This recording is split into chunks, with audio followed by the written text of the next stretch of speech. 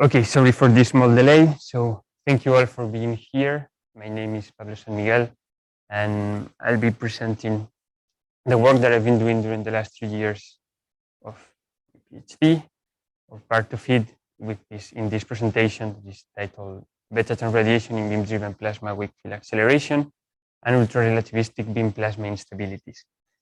So my PhD has been supervised by Professor Sebastian Koch, which I'm very thankful today for the guiding in this work that I'm going to present today.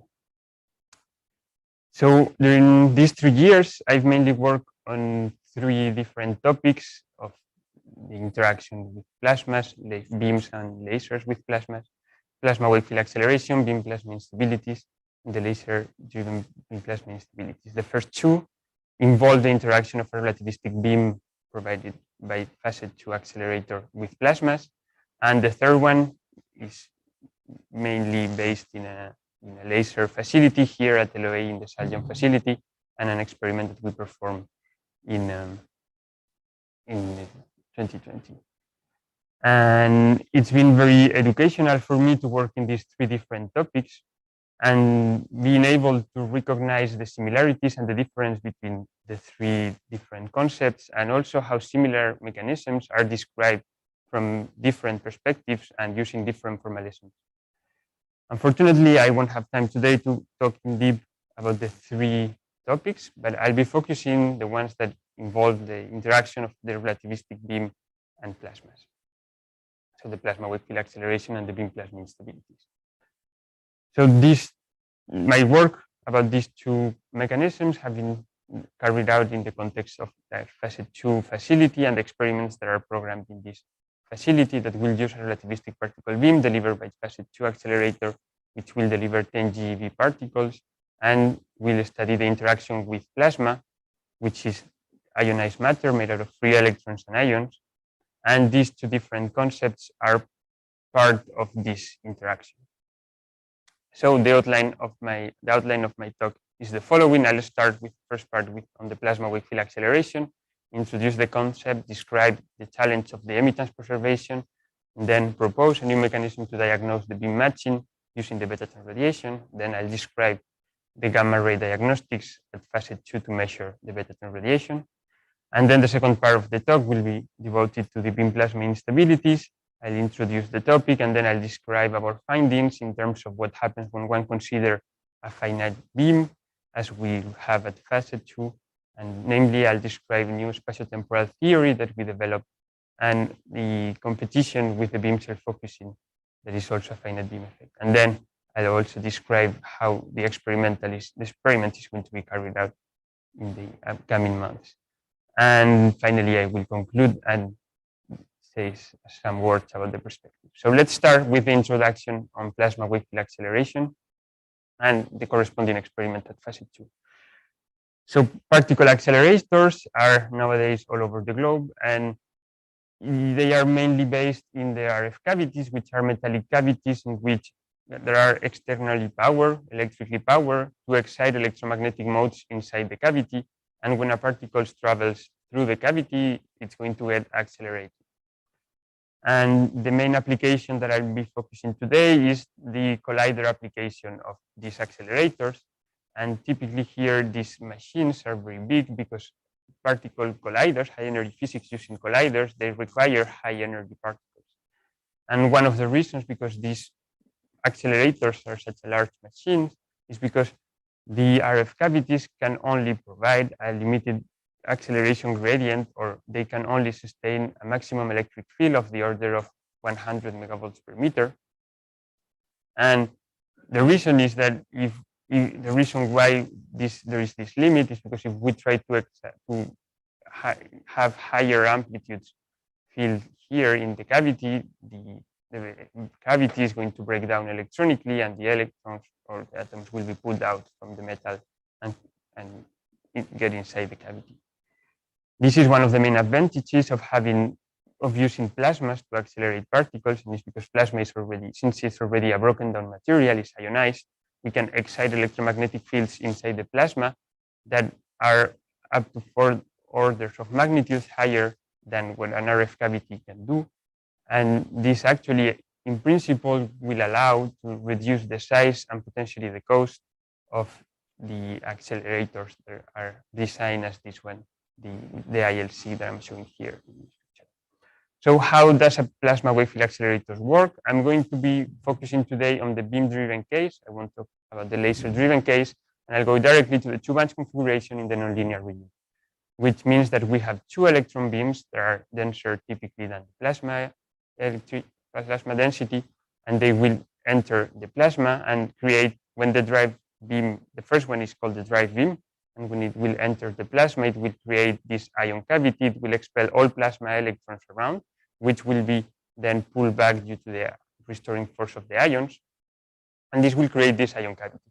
If we look at the accelerating electric field inside the ion cavity, we see that it's positive at where the drive beam is, which means that the drive beam is going to lose energy. But if now we look at the electric field where the trailing beam is, sitting exactly behind the drive beam, you see that here the accelerating field is negative, which means that the trailing beam is getting accelerated and therefore gaining energy.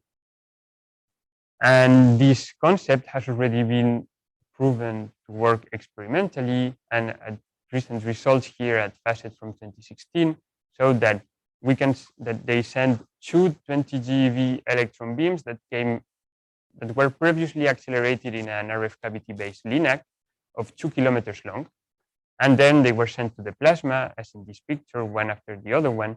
And after just 1 meter of propagation inside the plasma, the trailing beam already reached 29 GeV. And therefore, we can conclude that high acceleration gradients have been measured in a plasma wave field accelerator. Now, the second question we can wonder is, what about the beam quality? Are these beams useful for applications? And typically, in the accelerator community, one distinguishes two factors to describe the beam quality. The longitudinal beam quality, which has to do with the monoenergetic character of the beam. And in this sense, a more recent example from 2020 from Flash Forward, you see here the initial energy spread of the trailing beam without any plasma. And then when the plasma is on, you see that the trailing beam was accelerated to this energy and the energy spread didn't increase much. So actually, this is thanks to the beam loading, which is this flattening of the electric field where the trailing beam is. So we can say, or we believe, that we are in the good way of achieving monoenergetic acceleration of trailing beams. However, there is also a second factor to describe the beam quality, which is the transverse beam quality, namely the transverse emittance. And ideally, we want to preserve the emittance of the trailing beam during the acceleration. And this hasn't been yet proven experimentally to work. So this is what I've been working during my PhD, and there is a new facility called FACET 2 that has been designed, among other goals, to achieve or to measure, to study the challenge of emittance preservation. So let's see why this is challenging to preserve the emittance in a plasma wave field acceleration. So, and for that, I'd like to start just by looking at the transverse dynamics of what happens to the beam in the transverse dynamics in a plasma wave field acceleration. And since the transverse linear force that drives these oscillations is linear, the oscillations are harmonic, and the frequency is given by this formula here, by the Betatron wave number. In trace space, this means that the particle is going to describe circles, is going to rotate in trace space. Now, this was only for one particle. Now, what happens if we have several particles, but all with the same energy? Then what happens is that we need collective variables to define. For instance, we can look at the beam envelope, which is defined by sigma r. And we see that there is also an harmonic equation here, but there is a right-hand side term, which is called the emittance term, where the emittance is defined here in this formula. And this emittance is preventing the beam envelope to reach here. And this emittance, what actually measures is the trace space area occupied by the distribution of the particles. So this trace space area that you see here that is rotating. And ideally, as I was saying, one wants to preserve this area during the acceleration. And as you can see in this animation, since the ellipse is rotating as a rigid body, the area is conserved and is preserved. So we can say that for monoenergetic beams, if all particles have the same energy, the emittance should be preserved. Now let's see what happens when we have non-monoenergetic beams. And in this animation, I have two energies, the red and the blue. And then the oscillation frequency is going to depend on the gamma factor, which measures the energy of the particles. And what you see in the trace space here now is that different energies rotate at different rates. And what this ultimately leads is to a larger trace space area and therefore an emittance growth. If instead of having two energies, we have a continuum energy spread, what this is going to, the situation is going to look like more like here. So we have initial trace space, and after some propagation, we clearly see that the area occupied by the distribution of particles has been increased. The solution to, because since we know that plasma wave field acceleration, it's hard to have monochromatic beams, the solution to still do acceleration with non-monoenergetic beams and preserving the emittance is called beam matching. And this is the same animation as before, but with a matching propagation. Schematically, it can be understood as making these ellipse circles, and then as you can see in the trace space, even if different energies rotate at different rates, the overall area is still preserved, and therefore the emittance is constant. This mathematically can be expressed here, and actually this condition also leads to not having beam envelope oscillation, and as you can see here, the beam envelope is actually constant. The problem in reality is a little bit more complex in terms when we do an experiment in a plasma wave field accelerator, because not only the frequency depends on the energy, but also on the plasma density. And the plasma density in a plasma wave field accelerator is not necessarily constant all around. And the reason is, namely, there are ramps at the entrance and at the exit that are going to complexify significantly the transverse beam dynamics. So instead of looking at this from this theoretical perspective that I'm introducing the emittance, what I've tried to address during my PhD is if there is a way to measure in an experiment the matching condition, or to know experimentally if our plasma wave field acceleration is matched or not. And our proposition is to use the Betatron radiation, as I'm going to detail in the following slides. So to understand this new mechanism of measuring the matching, we started by performing peak simulation under facet 2 conditions. We started just by finding the matching parameters, and you can see here that in the flat top region, this is the propagation distance, and I'm plotting in blue the beam envelope, and in orange the emittance. You can see that the beam envelope is constant in the flat top region, roughly constant, and this leads to a preservation of the emittance during all the propagation. If we change the initial beam envelope or the initial beam parameters, now we see that we are not matched, and the envelope performs oscillations, and this translates into an emittance growth due to a mismatched propagation.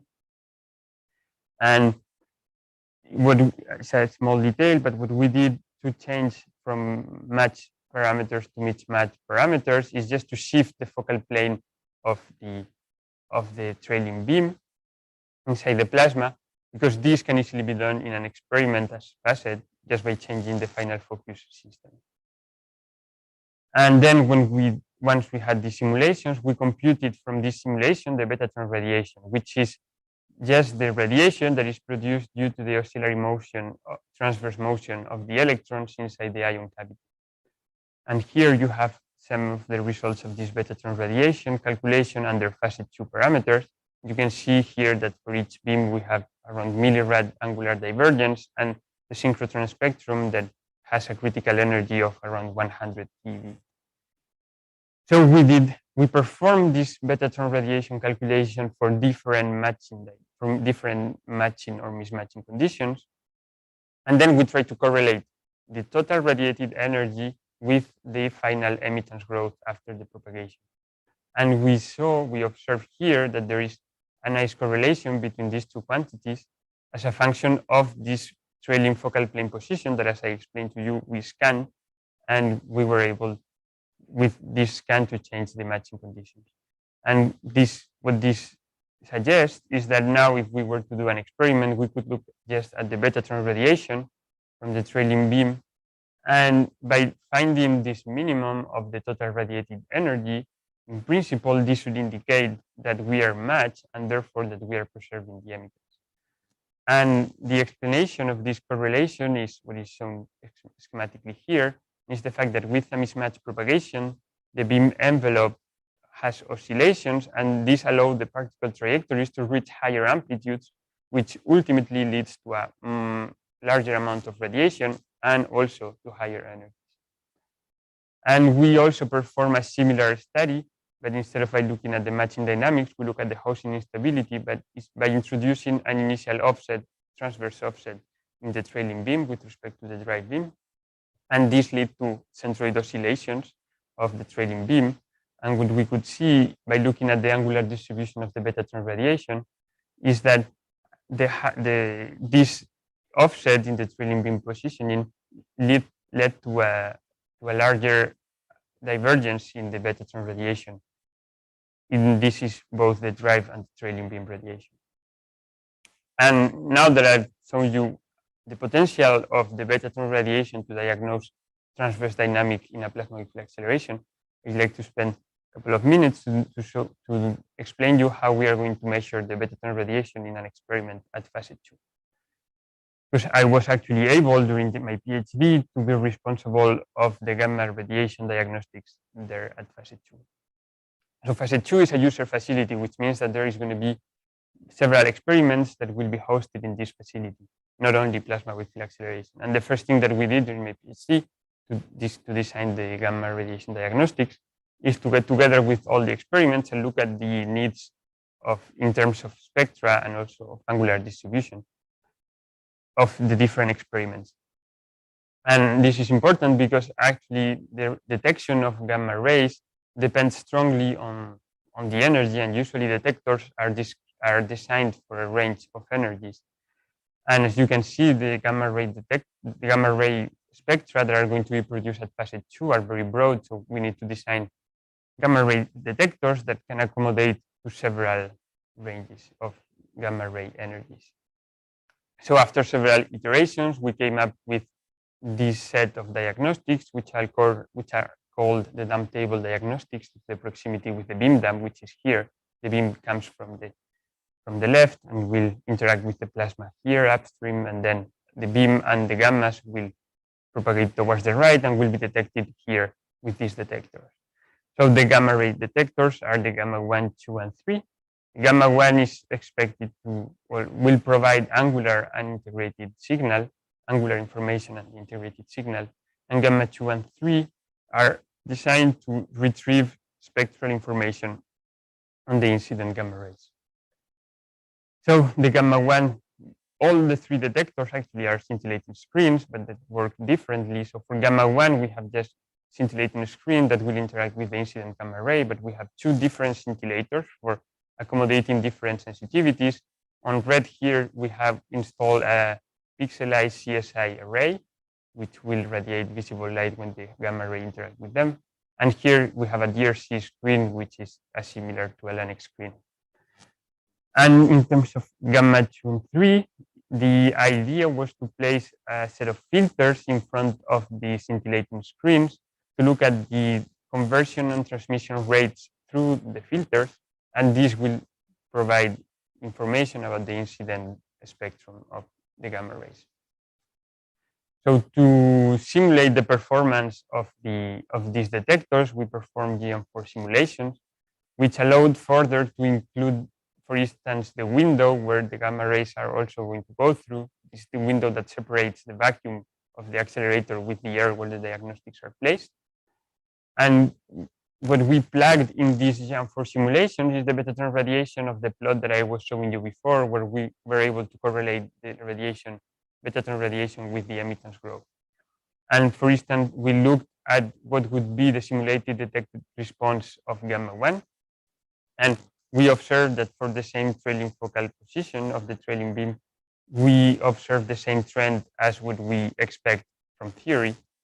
And then we also did a similar thing with gamma 2 and 3. If you remember, I was telling you that when the trailing beam is mismatched, this leads to larger radiation, but also to higher photon energy. And in principle, if we look at this what this means in terms of conversion in this set of filters, it means that the thicker filter should produce more signal when we are mismatched. And here what I'm plotting is the ratio between the mismatch and the match signal as a function of the different filters. And we observe that indeed the thickest filter, which is the tungsten 3 millimeters and the copper 8 millimeters, produce more signal than the thinner filters. And here, so in this plot, what's encoded behind is really this shift towards higher energies in the gamma ray incident spectra. And finally, during the last month of PhD, I was able to participate online to a commissioning beam time where we produced the first beam produced signals in our detectors. And here you have an image of the gamma-1 detector on the CSI pixelized array. And we were able, by producing different Bremsstrahlung gammas with different foils, especially with different thickness of aluminum foils, we were able to check the linearity of the response of the detector as a function of the incident energy, as a function of the amount of gamma rays that we produce. And we also we built the set of filters, as you have a picture here, and we were able to send these Bremsstrahlung gammas to this set of filters and look at the scintillating light that was produced right after the filters. And we observed that due to the fact that the Bremsstrahlung photons are high energies, have energy tails all the way to the beam energy, the tungsten 3 millimeter filter indeed produced more amount of light or signal.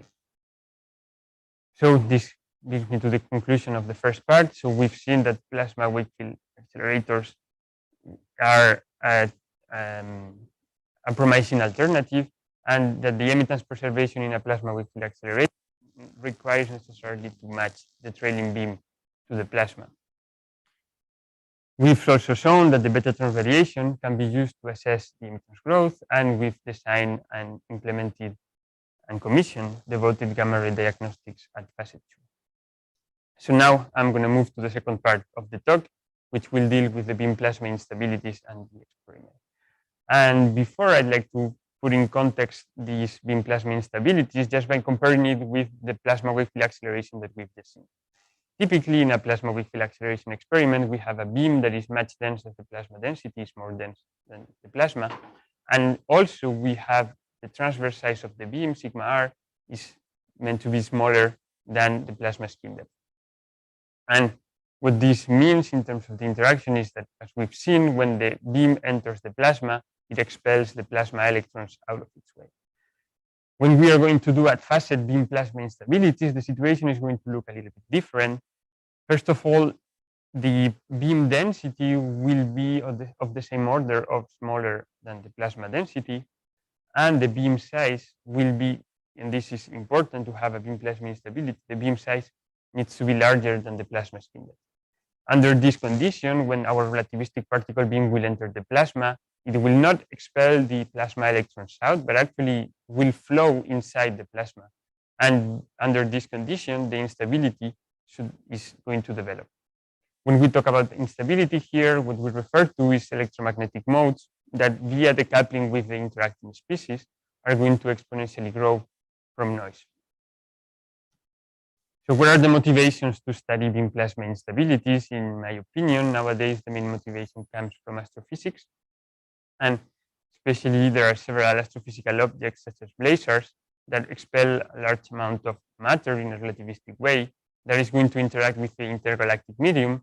And in this interaction, this is going to produce gamma rays. And one of the mechanisms of interaction of gamma ray production is believed in these scenarios is believed to be the beam plasma instabilities, or very similar mechanisms as the ones that are created in a beam plasma instability. And the second motivation is also to study laboratory plasmas, since these instabilities typically set important limitations for several experimental concepts such as inertial confinement fusion or plasma-based accelerator. And recently it was proposed to use these beam plasma instabilities in this paper here as a novel way to produce gamma rays in a laboratory in a very efficient way, meaning that it can extract very efficiently the energy of the relativistic particles and give it to the gamma rays. So Historically, these beam plasma instabilities have been studied in an infinite system, in an unbounded system, which means that both any species here is infinite spatially, and the boundaries of the species do not play any role. So in this geometry, the main parameters that are going to define the temporal evolution of the instability are the beam to plasma density ratio and the beam Lorentz factor. Typically, these instabilities are classified into three different modes. The two-stream instability, so this classification depends on the orientation of the wave vector with respect to the beam velocity. So the two-stream instability is characterized by having the wave vector parallel to the beam velocity, which leads to beam density modulations also parallel to the beam velocity. The current filamentation instability has the wave vector perpendicular to the beam velocity, and therefore the beam creates these filaments, transverse filament. And the oblique instability has the wave vector at an oblique angle with respect to the beam velocity, and this leads to these oblique modulations of the beam. So by looking at the theory and the fluid theory, one can compute the maximum temporal growth rate in this geometry of each of these three modes. And since we are going to be interested in the relativistic regime of these instabilities, we can look at what this means in terms of the Lorentz gamma factor. And you can see that the higher the energy of the beam is, the more the growth rate is suppressed, so the slower the instability is. But the one between these three types of instability, the one that is less suppressed due to the high Lorentz gamma factor is this oblique instability. So in the ultra-relativistic regime, this means that the oblique is going to grow faster and therefore is going to dominate the initial stage of the interaction. So now let's move on to what happens when one includes a finite beam effects, and this is what I've been working during my PhD. So schematically, this means that now we had before this unbounded system, but now we are going to make our beam finite. So we are going to have, and we'll see that when one considers the finite branch length, so longitudinally finite beam, there's going to be spatiotemporal dynamics that are going to come into play. And when one considers a beam finite beam size, or transverse finite beam, then there will be electron beam self-focusing that will interplay with the instability. So let's start with the spatiotemporal theory. And for that, I'd like to show you two movies. Here on the top, we have the beam density, and on the bottom, we have the dominant electric field of the instability. And what we are going to see that in this unbounded geometry, the instability is going to develop homogeneously at any point of our simulation window. So now the film is running, and you see the instability develops uniformly, no matter if you look at this point or at this point. Both the mode and the beam density modulations develop homogeneously in the window. Now we'll go to the semi-infinite geometry, which includes the beam front here, which is around this psi of 150 microns. And this means that this beam is going to encounter fresh plasma here on the right. And you're going to see that now the evolution is going to be significantly different, especially it's not homogeneous. It grew first here at the rear, and then it grew in the front. So to understand this effect, and this is what we call the spatiotemporal evolution of the instability, there is not only temporal evolution, but also spatial. We developed an analytical model whose master equation is shown here, which has the spatiotemporal coupling here represented in this term, and also involves the oblique growth rate for an unbounded system.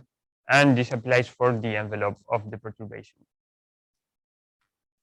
So we solve this equation for a given initial set of parameters that here represent the uniformly distributed noise source. And we saw that this solution has two different parts. On the one hand, there is at short time scale a purely temporal evolution as in the unbounded geometry, but at larger time scales, there is the spatiotemporal evolution, and you see here that inside the exponential, there is both spatial and a temporal dependence. And this is what the spatiotemporal evolution. So to cross-check this model, we perform peak simulation in this semi-infinite geometry, and we found good agreement, as you can see here in this plot, which shows the temporal evolution of different longitudinal slices of the beam. In orange here, you have the beam front, and in blue, the rear, and you can see that the rear grows much faster than the front. And what you have in solid lines is the simulation result, and in dashed lines the model, and we see a good agreement. And this also can be can be understood in the spatial evolution what is shown here, which is equivalently. And we also observe a good agreement between theory and simulations. Now we can wonder what this means, not in the semi-infinite geometry, but for a fully finite bandlength beam, and especially in the ultrarelativistic regime as we have unpassed. And actually, this condition, if we can put it now in terms of for a short ultrarelativistic beam, it translates to the fact that since the high Lorentz factor reduces significantly the growth rate, now the inverse growth rate is going to be much greater than the branch length divided by c by the beam velocity. And this means that actually most of the linear states of the instability is going to happen in this spatiotemporal regime. And this has an important consequence, that is the fact that now, therefore, if we look just at the purely temporal component of the spatiotemporal solution, now the growth rate is going to be significantly reduced, and the shorter the beam will be, the more the growth rate will be reduced due to this spatiotemporal coupling. And this we confirm by doing simulation. We're using facet 2 parameters for different band lengths. As you observe that even for very long beam compared to the spatial scale of the instability, the growth rate compared to the unbounded geometry is still a factor of 2 smaller than in the unbounded geometry. And this is especially relevant since for other instabilities, namely the other transverse instability, which is the current filamentation instability, spatiotemporal effects have been predicted to be negligible for ultrarelativistic bands. So now let's see also what happens when one considers a fully finite beam. And what is going to happen is that this beam that is subject to beam plasma instabilities is going to also excite wave fields. And especially since there is low emittance beam, this wave field is going to suffer from self-focusing, as you are going to see now in this movie. The beam does not filament, does not suffer from the oblique instability, but instead it self-focuses itself quickly, and the instability is quenching. So to know if this is how important this self-focusing effect is, one can compare the characteristic timescale of the instability using the spatiotemporal model that I just showed to you, and we can compare it to the temporal scale of the self-focusing dynamics, which is given by the Betatron frequency, inverse Betatron frequency. And what one finds out is that one of the best way, or most efficient way to favor the instability with respect to the instability, with respect to the self-focusing, is to increase the plasma density. And this is what we did in this second movie, where we just used the same beam, but just increased the plasma density, and you see that now the self-focusing effect is negligible and the instability can develop and the beam filaments. So now I'll just like to have a couple of words about the experimental diagnostics. That's true. I already presented to you the dump table diagnostics, which will measure the integrated signal, meaning what comes out after the interaction. So we cannot resolve time by time, step by step, the development of the instability. So what we did to know how the experiment is going to look like is we did a 2D simulation scan. So we did 2D peak simulations where we vary the initial beam size by keeping the same chart and keeping, of course, the same plasma. And what we observe is that for some beam plasma configuration, there are the blue shaded here, is where the beam plasma instability was evolving towards the blowout and not towards the instability. And we plot two quantities that are meant to be measured in an experiment by the dump table diagnostics, which would be the final beam divergence, the final beam energy loss, the total gamma energy, and the final gamma ray divergence. And what we observe is that even if we observe clearly the exponential dependence that is characteristic from the instability, we would have a hard time to distinguish between the blowout trends and the instability trends because they are both very similar. And this is going to be a crucial point to know if we are under the blowout regime or under the instability in an experiment. And from this scan that I'm showing, it's not clear if one can if one can distinguish clearly.